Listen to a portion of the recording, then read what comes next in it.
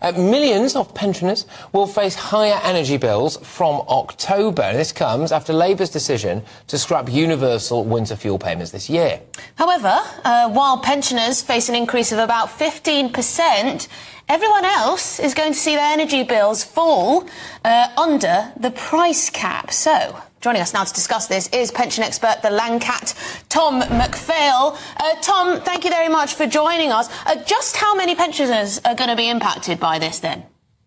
This is going to, the government's plans are that it will affect millions of pensioners. So the vast majority of pensioners currently receive the winter fuel payment. If they cut it back so that only those claiming pension credit are eligible, it will drop, I think, from around 10 million to around 2 million pensioners. So very substantial drop in the number of people who get the government help on their fuel payments. And in addition, there are worries that many people who should be eligible for these payments won't get them because they are eligible for the pension credit, which is the determining mark for this. And a lot of people who are eligible don't claim the pension credit. So the government's going to deny many people who should be getting the winter fuel payment, even by their own new standards, that payment.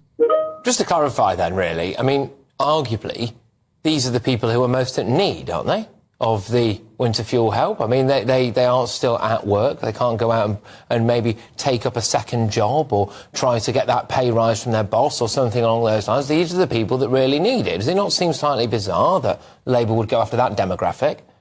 I think a lot of people are going to be worried about this.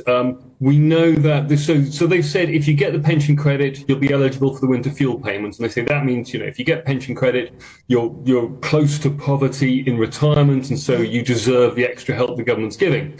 But as we've already discussed, a lot of people who should be getting pension credit don't get it. And in addition, over half of pensioners are reliant on the state pension for at least half of their retirement income. So even if you don't get the pension credit, it doesn't mean you're wealthy in retirement. A lot of pensioners, some pensioners have done very well in life, but many haven't. And I think the worry is that putting the bar at such a high level, just the pension credits marker means that many pensioners who are not wealthy will still struggle in retirement. Yeah, because, Tom, there is this narrative that's been growing that all pensioners are living it up. They've got their mansions, they've benefited from the increased prices on their assets, and, they're living pretty. They're living pretty, but that's not the case, is it, Tom? Yes, there are some people who have big houses, mortgage-free, but a lot of people are struggling.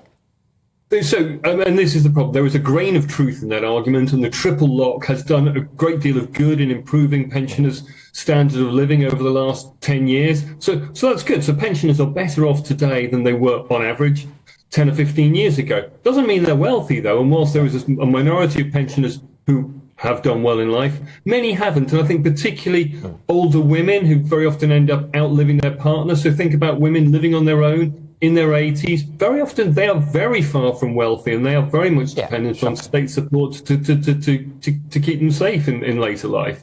And I think there's a worry that pension credit isn't being paid out to people who should get it. And so this measure is just going to make the situation worse for millions of pensioners.